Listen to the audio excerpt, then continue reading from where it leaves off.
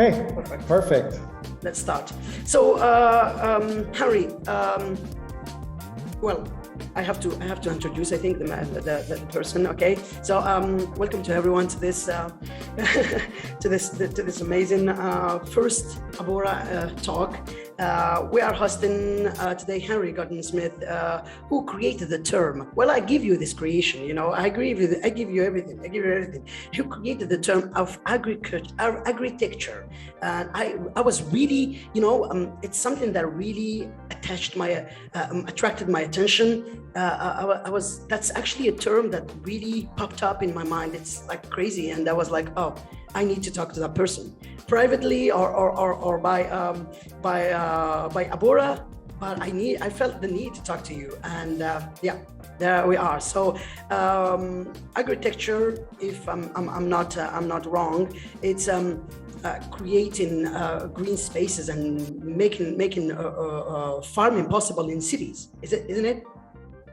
Yeah, that's exactly right. You know, as the name sounds, it's architecture and agriculture, and it's really about that integration. You know, when we bring greenery, when we bring agriculture in particular into the city, you have new rules. You have social context, you have new economic conditions, you have buildings that create shade, you have different water, energy, labor costs, different market conditions, different ability to brand yourself. So everything about agriculture when it comes to the city is different, and Agritecture is about facilitating that. And so we do that through knowledge, we do that through consulting services and through our software. Okay, and so it's really something that I mean, it exists. I mean, I saw one of your keynotes, and you said that you were inspired by the Babylonian constructions, the garden, and I'm a huge fan of that time, of that also history, and what the thing I want to know is what really inspired you the first time when you started to think about what you wanted to do in your life. Well, I think, you know, there's always like multiple signals in your life that bring you to, I don't know, your destiny, right? It's not one thing. So I think some of the early things that really got me inspired about this was my dad was an engineer, and I would visit his construction sites, and I lived in places like Hong Kong and Tokyo when I was younger. So these were very dense cities with very little space. Mm-hmm. But whenever I saw greenery as a young person and I saw the way that it was integrated into cities, I was always very inspired because I love the aesthetic of it. And I love the feeling that I get when I'm around greenery. And so from an early age, I was always designing. I was always designing buildings, parks. I would always be very creative with my drawing and exploring my ideas. And I think I had a bit of a utopian vision, like what is the perfect city? What is the perfect building? You know, what is the perfect house? And I would just draw these, and I found it very relaxing and a real pleasure for me, so fun. So that was a big part from the early stages. And then I think as a teenager, my parents moved away from the city and got a country house. And my mom built a big flower garden, and my dad built all these raised beds. And we had some, you know, cows from the farmer next door that were using our field. And honestly, I didn't like it at the beginning because I wanted to be in the city and I wanted to be with my friends and, you know, watch movies and go to the mall or whatever stupid teenagers do. But my parents sort of forced me to get my hands dirty and help building and renovating the country house in the Czech Republic where my mother is from. Okay. And so I sort of got to see that there's this, you know, art and culture around growing that is so beautiful and so authentic, especially from this generation, right? From the baby boomer generation. And I realized I didn't have that. And then it was years later when I was in college that I started becoming aware of climate change. And there was sort of this moment where I thought, you know, it's about cities. Like in the end, the changes and the shifts we need to make are about cities. That's where the investment is. That's where the technology is. That's where most of our food is consumed. So if we're going to make a difference in climate change and adapting to it, it's going to be in cities. And so I started blogging about that. Similar to what you're doing here, I started sharing ideas and visiting farms and building my archive of knowledge about how this works. How does this really work? How much can you grow? What's a greenhouse versus a vertical farm versus a soil-based farm? Who are the architects and developers that are leading this? And how can we tell their stories? And how can I make a part of it. And then that basically that blog turned into a global community and a consulting business. That's amazing. That's really amazing. That's an amazing story. That's well, at the same time, I think it shows also you showing, you, not it, you showing that to everyone that if you really want to go into something, you can definitely become. It starts so small. Yeah. You know, you have to take that curiosity and, you know, it's like a seed, right? You have to water it and plant it, and then you see what will grow from that. And it took a long time. Like, people need to know, I was blogging for 3 years. I had another job before I got any business. 3 years, you know, just me in my dorm room, me being a young employee, young student. And it's crazy to think that 10 years later now, right, the city of Dallas has hired us to design their food system. Microsoft has awarded us a grant to help deal with climate change in the Czech Republic and the plants there. I'm working with sovereign wealth funds and investors around the world and helping people design these farms. So I have to sort of pinch myself because, you know, this manifestation sort of has come about, and I have an incredible team that helps make it all possible. It's all about a team also. It's a teamwork. It's absolutely. My mother, I said my dad is in engineering, but my mother is an HR director. So she's all about emotional intelligence and people and the power of people. And she always told me, she says, it doesn't matter. You can have the best brand, the best technology, the best, you know, whatever your business is, but without people that are happy and motivated, you have nothing. So I try to keep that in mind. I try to help my team grow. Even after they leave Agritecture, when they do, we have an alumni page on our website to celebrate where they go and the impact they make even after working with us. Totally. There's also actually, just to come back to what you said, there is Steve Jobs that says that you can have all the skills you want, you can know everything about everything, but if you don't have the perfect team to take the project, it will not get far. So I think it's something that we as entrepreneurs we cherish a lot. Our teams. That's what builds actually. I think for me personally, that is everything. It's the most important thing. I totally agree. Because it's going to be ups and downs, you know, and you really need people to execute and to manage that together and support each other. So I think it's the most important thing. Well, the thing is, I wanted to ask you some questions, and of course, sure, let's dive in. No, the thing is, you gave me your directive. I mean, also a lot of respect also in your job. You really the work you do. I have a lot of respect to that, and the thing is, I really want to introduce, because I think that it's still, a lot of people have understood this, that it was important to start to go into this, you know, it was very, very important. And it's really an emergency. It's urgent. And people have been telling us about this, 15 years ago. And I think that I would love you to actually just tell people that what it represents to all of us, not only to, you know what I mean? Not only to me and you or anyone else, but to really all of us globally. Well, look, when we think about sustainability, you know, as this idea of being able to continue to live on this planet, right? That's what sustainability is. Or if we think about regeneration, which is to even give back more than we have on this planet to create abundance and longevity. These are really necessary but bold ideas. And the thing that really brings it all together is food and agriculture, because nothing really embraces the nexus, the relationship between water, energy, waste, and food. And that relationship is so critical for us to understand, right? If we think about cities today, most of them just consume, right? They consume energy and what they produce, housing for people, that's great. They produce many other sort of amenities for people, but it's mostly consumption, right? These are places that consume. And I think when we think about the future, it's about reframing the places we live in as producers. Yes. And actually, it's about restoring that, right? It's about looking to the past and saying, okay, well, historically, when people moved to a place and settled in a place, there was a reason they settled there: a good climate, good water, good place for agriculture, right? Even as humans advanced, there was good access to trade because you need those resources to survive. And you need those resources to create all the beautiful things that humans can do, including art and culture and architecture and community and education. That foundation is food. It's the resources we need. It's the basics. Now, if we flash forward to today, especially in the developed world, so to say, the developed world, we have removed agriculture from our cities. We have said, agriculture is for poor people. Agriculture is for people in rural areas.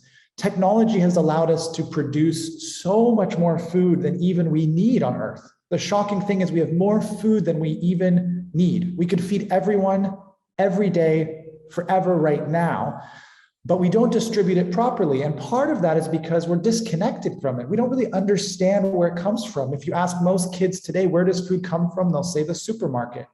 And so, this disconnect has huge consequences on how we understand food and how we understand the world around us. We can't appreciate it. We can't understand how a career could exist in it. We can't understand how to integrate it with our cities and the new era that we live in, which is about technology and urbanization. So there's really this movement that I'm a part of with my community, my team, and the others in the sector is about restoring that idea that agriculture and cities should be together. And that when we do that, we not only create better quality food that's fresher and closer to the customer, we not only use technologies to grow it more efficiently, but we change the culture of food and consumption that gives us the longevity that we need for society. So that's really what it's about. And I feel such an urgency as a mission-driven entrepreneur to do whatever I can to help as many people understand that and have a chance to be a part of it. I think you're on mute. Yes. Thank you so much. I said thank you so much, and that's really, really inspiring. I mean, it shows the passion you have. I'm a big nerd about it. It's like my life mission. It's the legacy I want to leave. It's what gets me going through the long days and the difficult times. I don't know. Like I said, it's been multiple things in my life that have led to this experience, but it's not a job for me, right? This is a mission. This is a passion. This is a life. I totally understand you. Don't worry. We are both living our passion. Don't worry. We are both.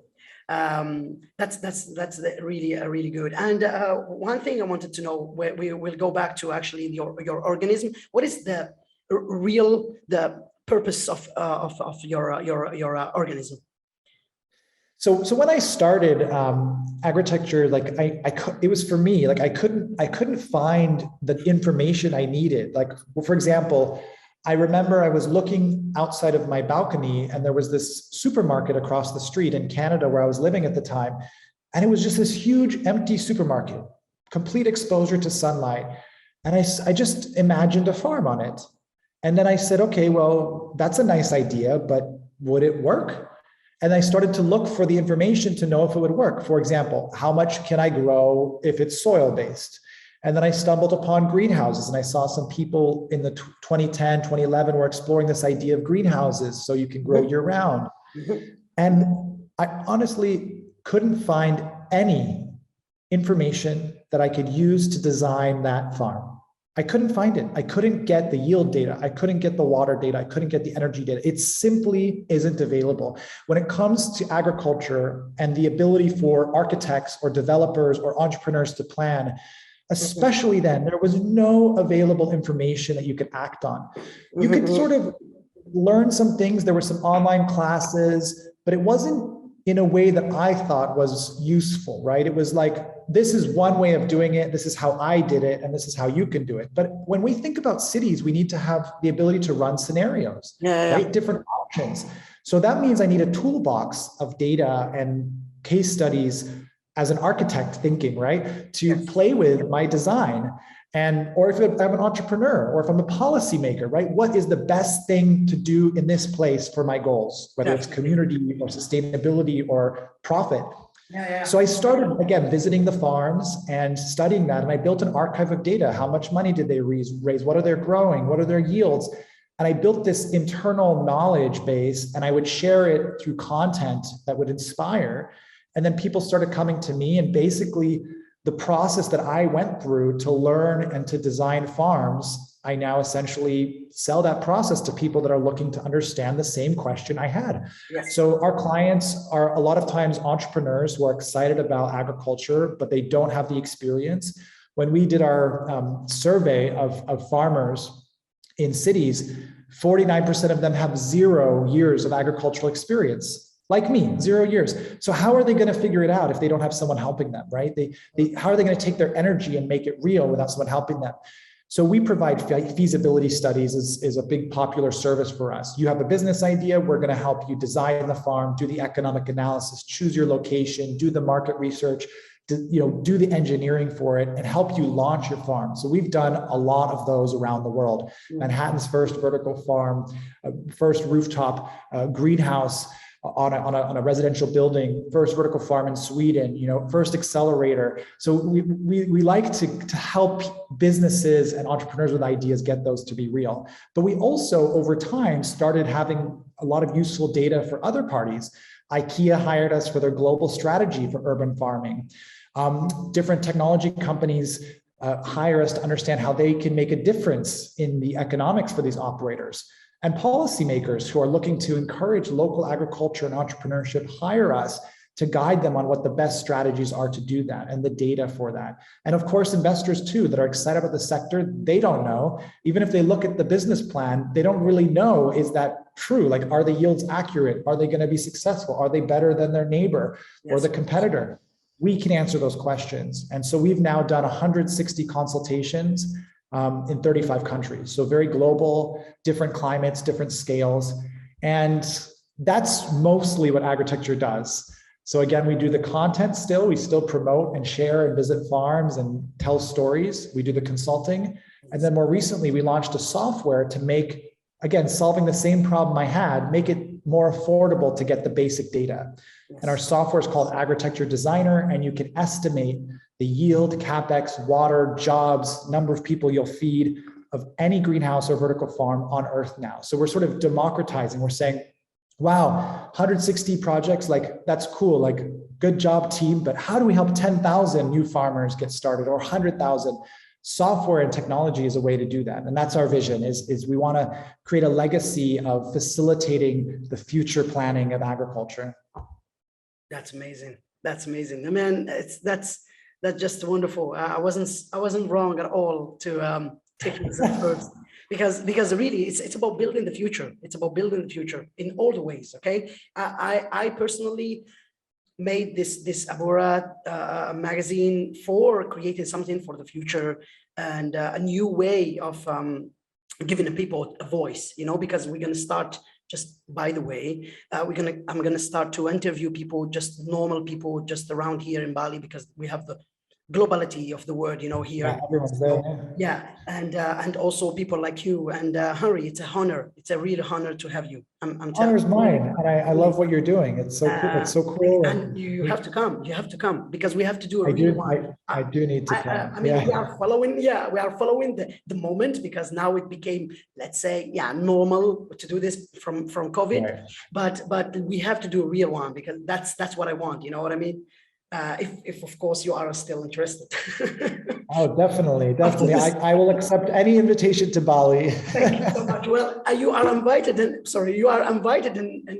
you are taken care. Don't worry. Thank you. My pleasure, Harry. My pleasure. And one thing I wanted to ask actually is I have made some research actually, and I discovered that a lot of laboratories and as you said, Microsoft hired you. So a lot of multinationals companies, very giant ones, the whales, getting into it, like a Bayer, like a Monsanto, of course, it's their specialty, and others. And and they are using, actually, I have discovered this actually like a month ago. They are starting to use AI. Mm-hmm. they are starting to use AI. And Yes. I want to know your point about this. I want to know about your point about using AI into agriculture. What this, because I Yeah. did not really understood. Sorry. Yeah, so I mean, it's definitely happening, and it's very exciting. It's still quite new. So again, for people that need to sort of understand the context of AI and its basics, imagine your brain sort of has these neural connections, and they make logic happen, and they can sort of, if there's a problem in front of you, they can solve that problem in your subconscious. So artificial intelligence is about creating something similar, but in a computer. So it's not something where it's like a code that you push a button, it does it once. It's actually something that when you're gone, it will actually continue to do that work and solve new problems. What's required for that is, of course, a lot of data. We call that big data. And AI can analyze that data very quickly. So when it comes to agriculture, I'll give you a specific case study that we're working on. Perfect. So in the Czech Republic, which is the third largest producer of hops. Hops are a key ingredient in the production of beer.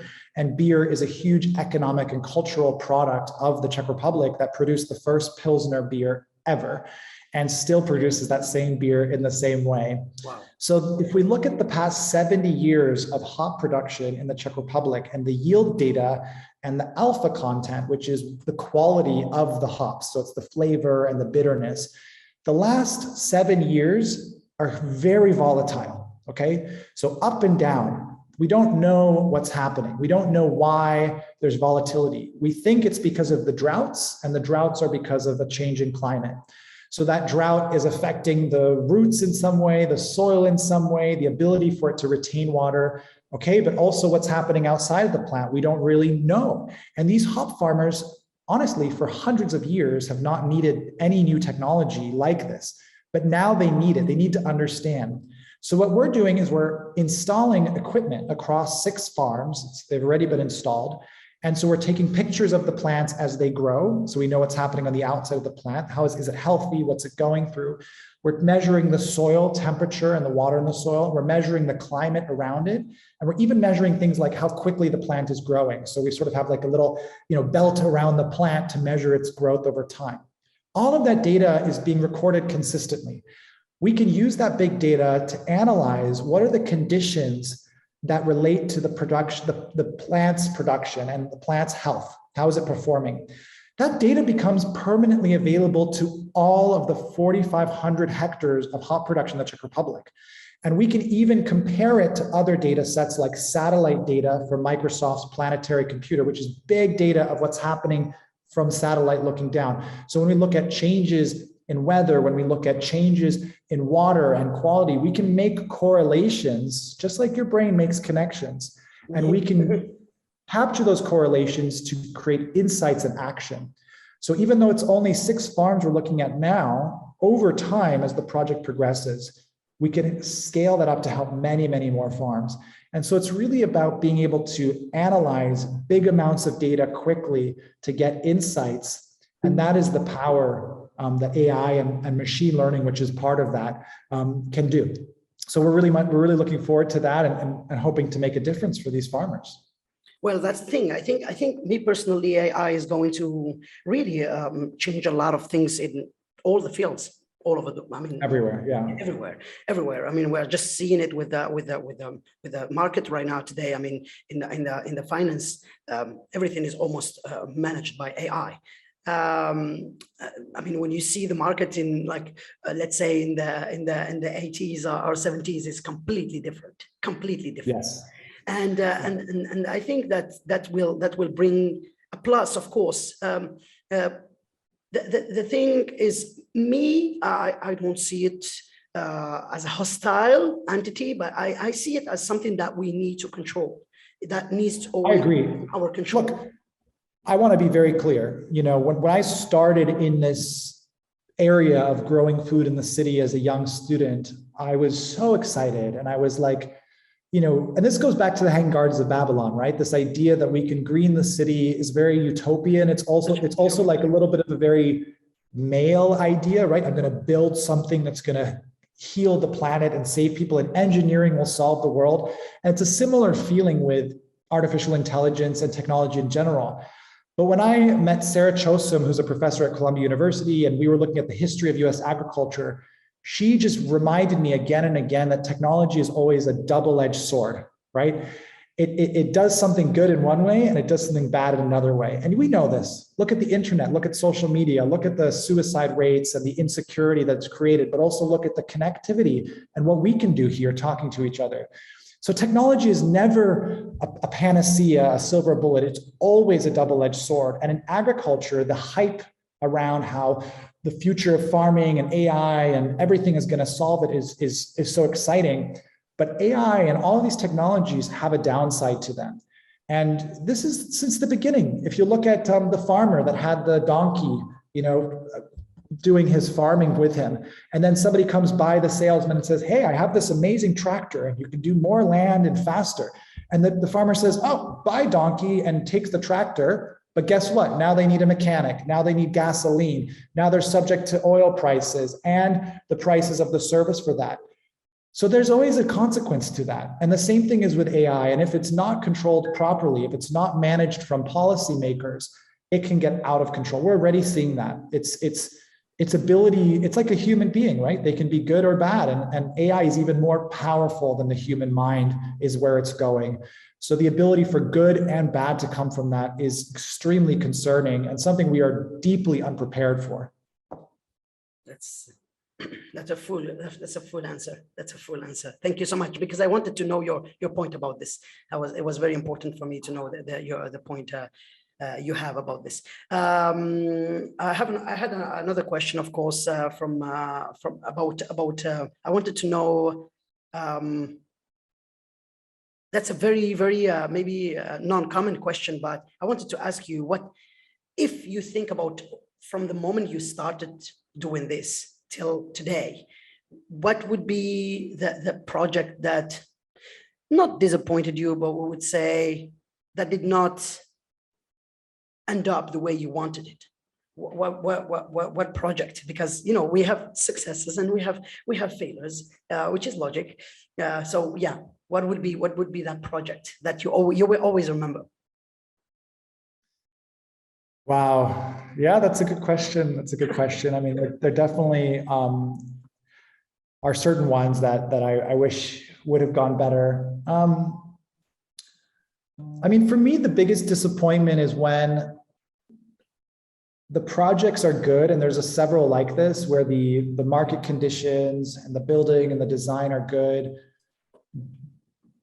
but my client can't raise the money, right? They can't get the other stakeholders engaged in it, because in the end, agriculture in the city is a risk. And so even if I present the reality, the best way of doing this, and it's inspiring and it's beautiful and it even can make money, it's not guaranteed it's going to be built. So I guess my biggest disappointment is that more projects I've consulted on haven't been built, because in the end, I want them to produce food and I want them to show people that it's possible. And so sometimes I feel a little powerless as a consultant versus an operator. Yeah. Because as a consultant, my job is really quite simply to answer questions and to provide data and guidance. But the actual decision to raise the money and take the risk is upon my clients. Of course. So there have been, like, for example, there was a school in Florida, and we were hired by them to look at what would be possible on their school to grow all of the leafy greens for the students. And I didn't know, beyond the education, what the benefit would be. This was in the early days of my work. But when we did the analysis, with 3,000 square feet of greenhouse, they were able to produce all of their leafy greens forever. So literally every time the student would go to the cafeteria, they would have a salad that was grown on the farm. And I think that could have changed a lot of students' ways of thinking. And who knows where those students could be now? I mean, this was 6 years ago. So the fact that didn't get built was very disappointing for me, because I thought the impact was so positive. And sometimes I feel very powerless about that. And sometimes I feel insecure about the fact that, my work doesn't make all the impact that I want it to, and sometimes I say, well, maybe I should have chosen a different route, but I always knew I didn't want to have one farm, because if I have one farm, I have a different problem where I'm stuck in one location. And with someone who's kind of grown up around the world and has, multiple cultures in my family, I didn't want to be stuck in one location. I wanted to work everywhere. So I think that's something that, I think my team and I, we all share that we want to see more of the projects get materialized. So I think as we've matured, we try to pick projects more carefully, and we're certainly increasing that success rate. But I would say there's multiple projects that I really wish got built that didn't, that I'm disappointed we couldn't get there. Yeah, it happens. It happens. But thank you so much. Thank you so much for answering to that question, because I wanted to show also the other face that entrepreneur. It's good. We shouldn't market that everything is all sunshine and butterflies. This is hard. It's the reality of entrepreneurship. It's ups and downs, and it's about actually being an entrepreneur is really going into that thing that that it will be difficult, but you will do it, because that's exactly, with all the confusion, with all the questioning that it provokes in your mind. For me, I don't know why, maybe I'm a narcissist, but that's what excites me. Well, definitely, as a designer or someone like me who really tries to inspire, I really want to see them happen, because it's a little bit of ego too, right? It's like, this is our baby that we had a part of. And sometimes it's hard too. Like, a lot of our clients, because we provide the service, they don't want us to take the credit for it, which I understand. They paid us. So sometimes they want all the credit. That's okay. That's part of the business. But sometimes it's really nice when some of the clients really recognize us and are part in it, and they're proud that they worked with us because of the brand and the quality that we provided. So it's a mix, I think sometimes consulting is just a very specific kind of work, you're a bit of a slave to your clients sometimes. Yeah, sometimes that's the thing, because you have, again, I would come back to what you said. You have this ego thing. Some entrepreneurs, they just want to show too much themselves, I think. Yes. But actually, it does not really build a better word in entrepreneurship, because in entrepreneur world, sorry. I think actually, no, we should all support each other all over the world. You build something because of a company. And this company, if you give them the credit, actually, it's going to become a reference. And if they become a reference, you will have one of the best installation of this best reference. So it's just so selfish. I find it so selfish that people do not give credit. I know this kind of things. Don't worry. I totally understand it. I understand what you mean. Do we still have time? I don't want to keep you too long. Yeah, let's make sure we finish. I have another call, but I told them I'll be late. So let's make sure we finish, and let's give this our best shot. Yeah, I wanted to know also, of course, through the research, you said that in your same keynote, actually, you said that your, let's say, mentor was Dupamier, and I saw his video in a TEDx conference, like 4 years ago, and I was like, wow, what a coincidence, because I really liked him as a personage, as a character, first of all. Oh yes, yeah. And I wanted to know what really inspired you from that person. What made you say that he was your mentor? I think, again, at that specific time, I was all about the future, right? I was about like what's possible with cities. And like so many of us, when you sort of think about a building, a vertical farm that could produce food and clean air and water and also looks beautiful, it just feels so natural. I think it's really something inside of us, and we miss it. We feel something around that greenery. So when I saw him being so bold and so courageous, this person from Colombia, this person who's a deep scientist, just putting an idea out there in a first way, in a very accessible way, right? His ideas and the way he speaks about it is so inspiring that I felt like a connection to him. I felt like this is how I feel. This is the kind of person I want to be. I want to share these ideas. So I used to write to him a lot, and I didn't get an answer in the early days, but then I got into Colombia, and I had a Colombia email address, and then I got an answer. Yeah. So I approached him and I said, hey, I'm super inspired. I want to create a course, because Colombia let me do my own course in my final semester called Challenges in Vertical Farming. And I want the course to be about your vision and the reality, right? Because this is, vertical farms they weren't existent, they were so new. Now people know what they are, but back then they didn't exist in any commercial way. So I said, I want to be the bridge between your utopian vision and what the real farms will be. And that's what Agritecture's, I think, business and work and portfolio is really about. But we started to have this conflict, right? Because I picked a site in the Bronx, which is a very food insecure area. And I was very interested in the architectural urban planning realities. So I picked a site and I started doing research. Okay, what zoning is it? It's not residential. Okay, is it commercial? Is it industrial? I started looking at the zoning maps. I picked 10 sites, then I narrowed it down to one. And in New York, like most cities, you have something called floor to area ratio. What's the space between the footprint and the height of the building, and what are the offsets you can do? And that affects design. So I was very interested in learning the realities of this. And I was taking construction costing classes. I wanted to get something feasible that would be real and could work. And Dixon DePommier kept saying, make it taller, make it bigger, put plants on the outside, put plants on the inside, And it was so interesting because his utopian vision, even though it was so inspiring to me and so many, was so disconnected from the reality and the economics. And in the end, at some point, the buck has to stop and you have to make these things real. And it was interesting. It was almost like, his mentorship was so valuable to me, but it was like a transition in the history of vertical farming from this utopian idea into the practical realities. And I feel like I'm one of the pioneers that tried to make it practical, including those people who actually built farms after reading Dr. DePommier's book, The Vertical Farm.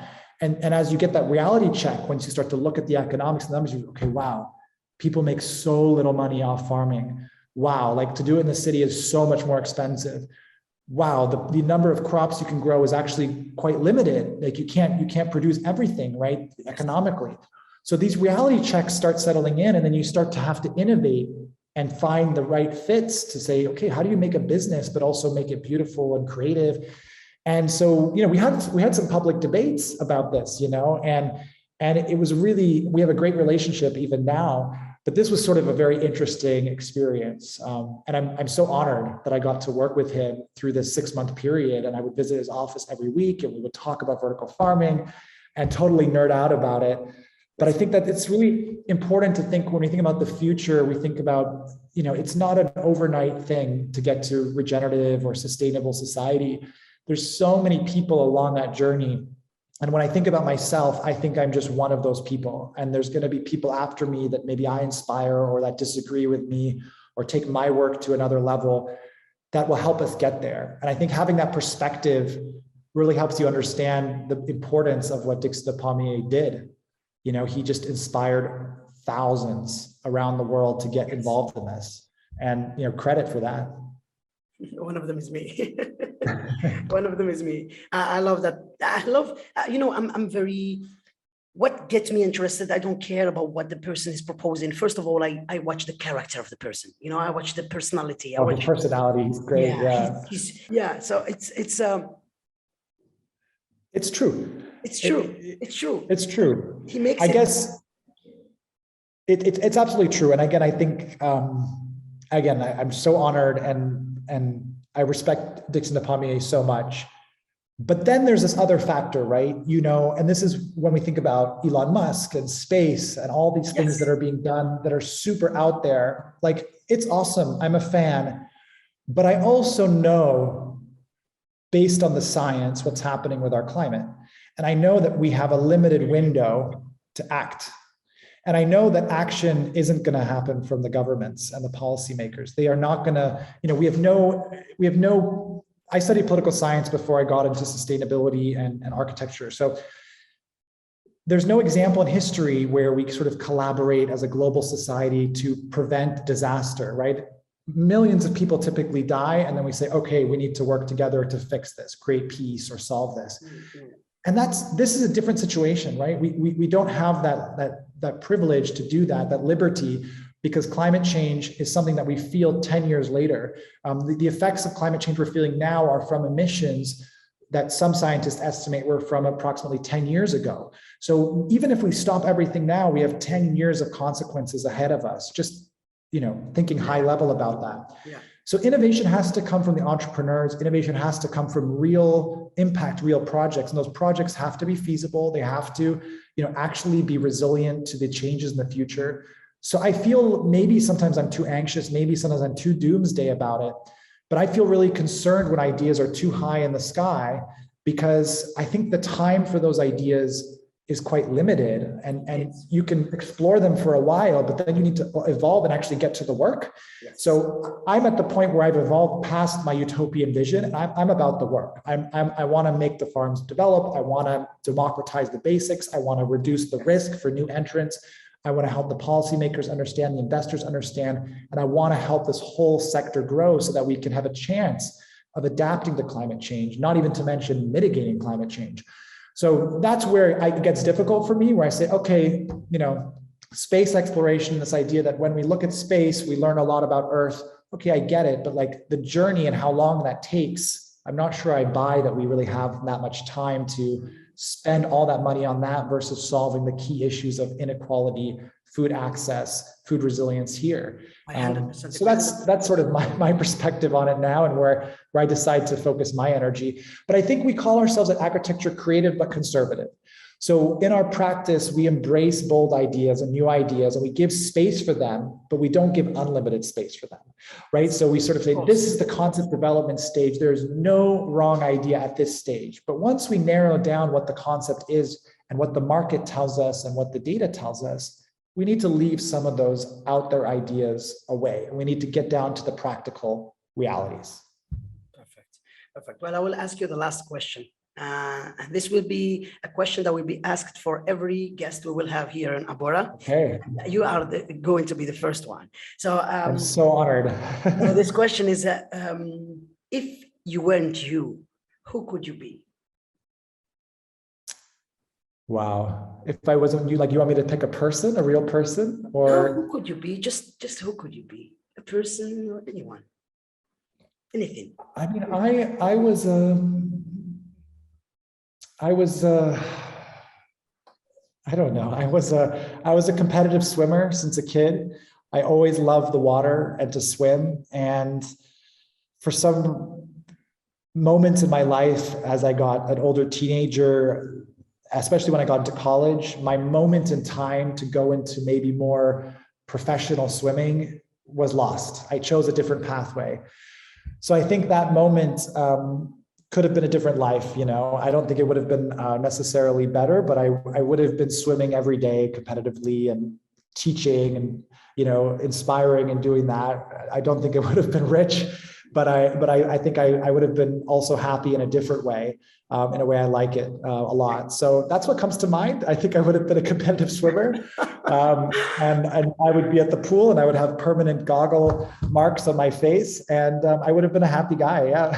That's amazing. That's amazing. Well, that's you see, it's all about questioning ourselves, and I think that's exactly what took you to who you are today and where you are, and that's the same thing with, I think, all of us. And thank you so much, Hari. Thank you so much for everything. And I will say this, for all, because, there's this magazine thing. So this was Abora Magazine, First Talk with Hari Gordon-Smith. Thank you for tuning in. See you soon. Oh. Thank you so much. I'm so honored to be the first one, and great question, and really a pleasure.